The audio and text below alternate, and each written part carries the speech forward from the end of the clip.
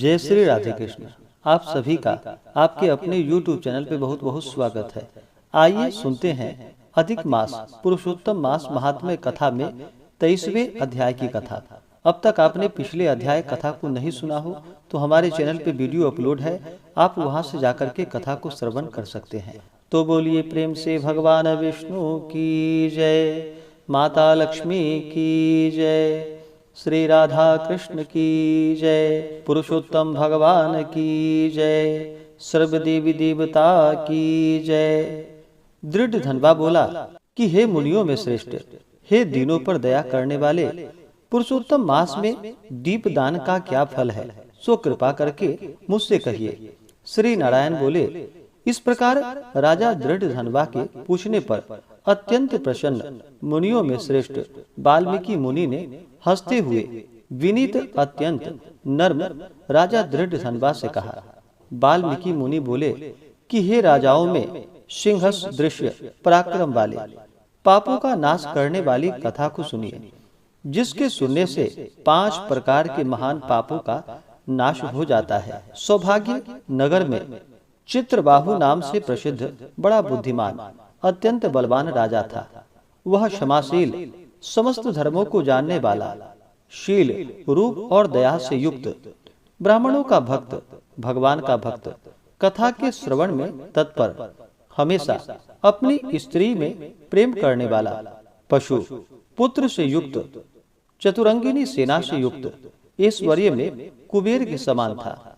उसकी चंद्रकला नाम की स्त्री 64 कला को जानने वाली, पतिव्रता, महान भाग्यवती, भगवान की भक्ति को करने वाली थी। उसके साथ युवा चित्रबाहु राजा पृथ्वी का भोग करने लगा, बिना श्री कृष्ण के दूसरे देवता को नहीं जानता था। एक दिन पृथ्वीपति राजा चित्रबाहु ने दूर से ही आए हुए मुनियों में श्रेष्ठ अगस्त्य मुनि को देखकर पृथ्वी में दंडवत प्रणाम कर उनकी विधि पूर्वक पूजा की और भक्ति से आसन देकर मुनि श्रेष्ठ के सम्मुख बैठ गया। विनय से नर्म होकर मुनि श्रेष्ठ से कहा। राजा बोला, आज मेरा जन्म सफल हुआ, आज मेरा दीन सफल हुआ, आज मेरा राज्य सफल हुआ, आज मेरा गृह सफल हुआ। जो आप कृष्णचंद्र के सेवक आज मेरे गृह में आए हैं, आपसे देखा गया मैं ताप पुंजस से मुक्त हो गया। आपको हाथी घोड़े रथ से युक्त समस्त राज्य समर्पण किया। हे मुनि श्रेष्ठ, आप वैष्णव हो, आपके लिए कोई भी अदेय वस्तु नहीं है।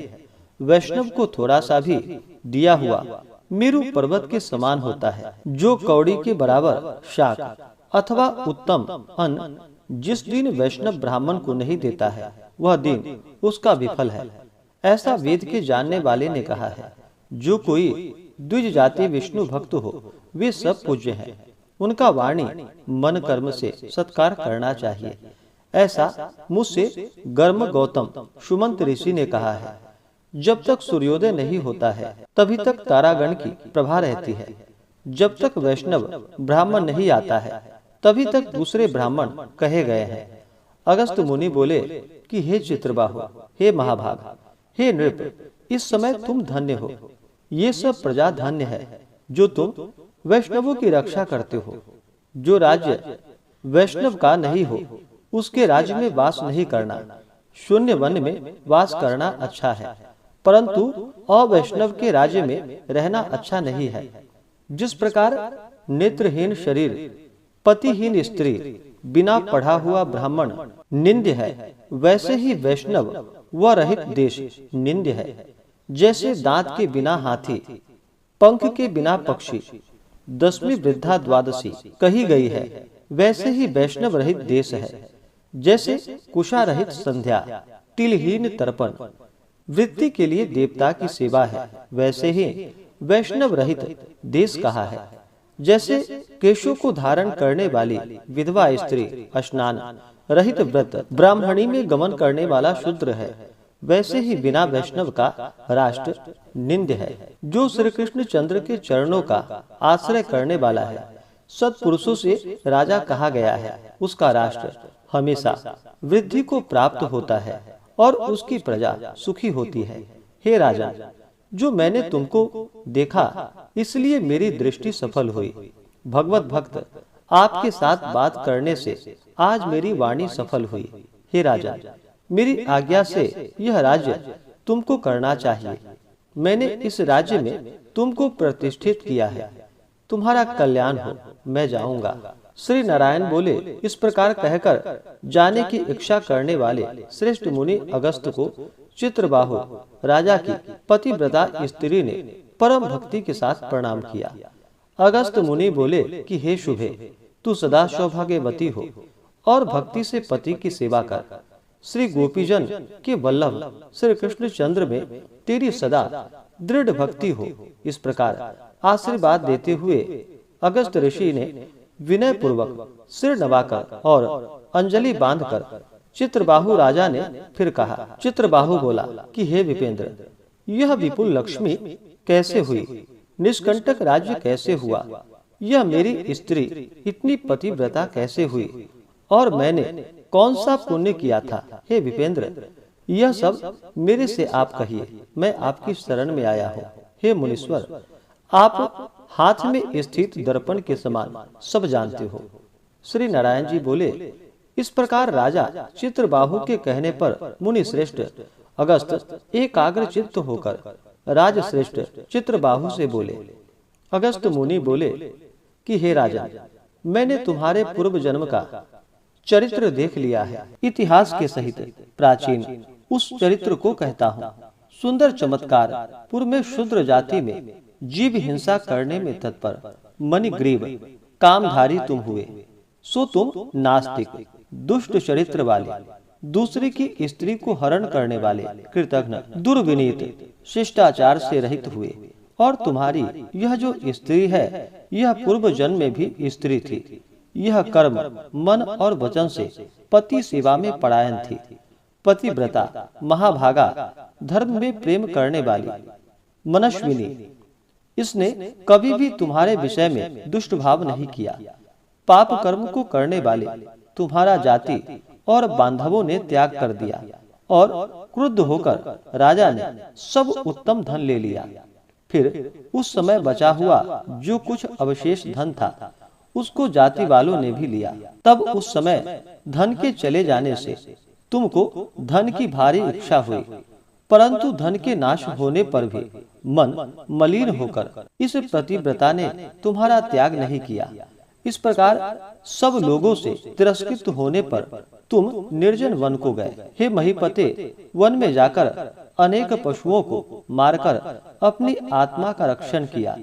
इस प्रकार स्त्री के सहित जीवन निर्वाह करते हुए धनुष को उठाकर मणिग्रीव मृग के मांस को खाने की इच्छा से बहुत से सर्प और मृग से भरे हुए वन को गया। उस मनुष्य रहित वन के मध्य भाग में उग्र देव नाम के महामुनि दिशा ज्ञान के नष्ट हो जाने से व्याकुल हो गए। हे राजन, मध्याह्न के समय तृषा के अत्यंत पीड़ित हो वहां ही गिरकर मरणासन्न हो गए। उस समय रास्ता को भूले हुए उस दुखित ब्राह्मण को देखकर तुमको दया आई।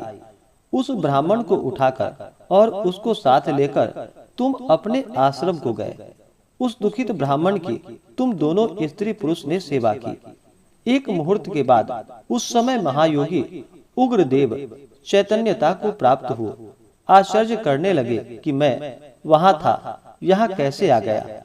उस वन के बीच से कौन लाया? श्री नारायण बोले, मणिग्रीव ने उस ब्राह्मण से कहा कि यह सुंदर तालाब है, इसमें कमलिनी के पुष्प से सुगंधित शीतल जल है। हे ब्राह्मण, उस शीतल जल में स्नान करके मध्याह्न की क्रिया करके फलाहार करे और सुंदर शीतल जल का पान करे। इस समय मैंने रक्षा की है, आप सुख से विश्राम करें। हे मुनि श्रेष्ठ, आप उठिए और आप कृपा करने के योग्य हैं। अगस्त जी बोले, उस समय उग्रदेव ब्राह्मण श्रम रहित सावधान हो मणिग्रीव का वचन सुनकर तृषा से व्याकुल हो उठा। हे चित्रबाहु, मणिग्रीव की भुजा पकड़कर वट वृक्ष से शोभित तालाब के तट पर जाकर बैठ गए। वट की छाया में बैठकर क्षण मात्र विश्राम कर स्नान और नित्य कर्म कर वासुदेव भगवान का पूजन किया। देवता पितरों का तर्पण कर सुंदर शीतल जल को पान कर उग्रदेव ब्राह्मण शीघ्र वट के मूल भाग में आकर बैठ गए। पत्नी सहित मणिग्रीव ने मुनि श्रेष्ठ उग्रदेव को नमस्कार किया और अतिथि सत्कार करने की इच्छा से विनय युक्त वाणी से बोला। मणिग्रीव बोला कि हे ब्राह्मण, आज मुझको तारने के लिए आप मेरे आश्रम को आए हैं। आपके दर्शन से मेरे पाप नष्ट हो गए। इस प्रकार उस ब्राह्मण से कहकर प्रसन्न मणिग्रीव स्त्री से बोला, जो जो स्वादिष्ट पके हुए फल हैं, उन आम्र फलों को तुम जल्दी से लाओ, विलंब मत करो। हे सुभानने, और जो कुछ कंद आदि हो उसको भी लाओ। इस प्रकार स्त्री अपने पति के वचन को सुनकर फलों को और कंदालियों को लाकर हर्ष से ब्राह्मण के सामने रखती है। मणिग्रीव फिर मुनि श्रेष्ठ से वचन बोला कि हे ब्राह्मण, इन फलों को ग्रहण कर मुझे स्त्री पुरुष को कृतार्थ करे। उग्रदेव ब्राह्मण बोला, तुमको मैं नहीं जानता हूँ, तुम कौन हो, सो मेरे से कहो। विद्वान ब्राह्मण को चाहिए कि अपरिचित का भोजन नहीं करे। मणिग्रीव बोला कि हे तुझ शार्दूल, मैं मणिग्रीव नामक शूद्र जाति का स्वजनों से, जाति वालों से, अपने बांधवों से त्यागा हुआ हूँ। इस प्रकार शूद्र के वचन को सुनकर प्रसन्न आत्मा उग्रदेव ने फलों को खाया, बाद में जल को पिया। ब्राह्मण को सुख से बैठा देखकर मणिग्रीव उग्रदेव ब्राह्मण के पैरों को अपनी गोद में रखकर दबाता हुआ फिर वचन बोला। मणिग्रीव बोला कि हे मुनि श्रेष्ठ, आप कहाँ जाएंगे? इस निर्जन जल रहित हिंसक जंतुओं से भरे दुष्ट वन में कहाँ से आए हैं? उग्रदेव बोला कि हे महाभाग, मैं ब्राह्मण हूँ, प्रयाग जाना चाहता हूँ। इस समय रास्ता न जानने के कारण भयंकर वन में चला आया हूँ। उस जगह थकावट और प्यास के कारण क्षण भर में ही मरणासन्न हो गया। बाद तुमने मेरे को प्राण दिए। हे मणिग्रीव, तुमको मैं क्या दूं? हे मणिग्रीव, तुम दोनों स्त्री पुरुष के किस दुख के कारण वन में आश्रय लिया है? उस दुख को मुझसे कहो, मैं उस दुख को दूर करूंगा। अगस्त मुनि बोले, इस प्रकार उग्रदेव ब्राह्मण के वचन को सुनकर अपनी स्त्री के सामने उस मुनीश्वर उग्रदेव की प्रार्थना कर दरिद्रता समुद्र को पार करने की इच्छा वाले मणिग्रीव ने अपने कर्म के भयंकर फल रूप वृतांत को कहा। इस प्रकार से श्री बृहन्नारदीय पुराणे पुरुषोत्तम मास महात्म्य कथा में 23वें अध्याय की कथा पूर्ण हुई। तो बोलिए प्रेम से भगवान विष्णु की जय, माता लक्ष्मी की जय, श्री राधा कृष्ण की जय, पुरुषोत्तम भगवान की जय, सर्वदेवी देवता की जय। इसके आगे की कथा जो कि आप अगले अध्याय में सुनेंगे। इसी प्रकार से कथा को सुनने के लिए चैनल पे अगर आप नए हैं तो चैनल को लाल बटन दबा करके सब्सक्राइब करें, साथ में बेल आइकन घंटी को दबाएं ताकि मेरे वीडियो का नोटिफिकेशन आपको समय से मिलता रहे। वीडियो को लाइक करें, शेयर करें। सुखी रहें और स्वस्थ रहें। जय श्री राधे कृष्ण। धन्यवाद।